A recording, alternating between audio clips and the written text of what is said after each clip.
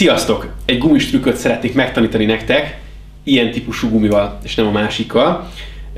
Ha a gumikarikát ráteszem a mutató és a középső ujjamra, egyet csettintek, akkor így átugrik a negyedik és a kis ujjamra. Ugyanígy vissza lehet lőni az eredeti helyére a mutató és a középső ujjamra. Ha fogok egy másik gumikarikát, és így rácsavarom az ujjaimra, és ezzel rabul ejtem a sárga gumikarikát, még így is meg tudom csinálni a trükköt, hogyha csettintek egyet, átugrik a sárga gumikarika a kis ujjamhoz, és így pedig vissza a mutató ujjamig.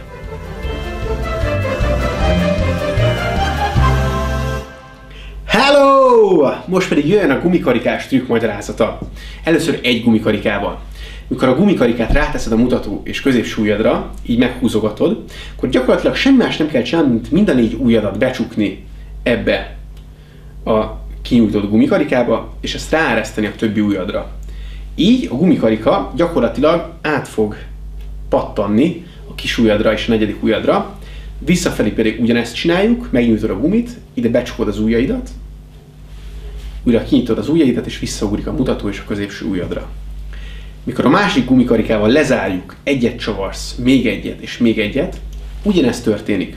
Az emberek azt hiszik, hogy a gumikarika nem tud innen kijönni, pedig valójában semmi más nem csinálunk, mint így áttesszük az egyik két ujjunkról a másik két ujjunkra. Ugyanezzel a szisztémával megnyújtjuk, oda csukjuk a kezünket, kinyitjuk, átugrik, és visszafelé is ugyanígy működik a dolog.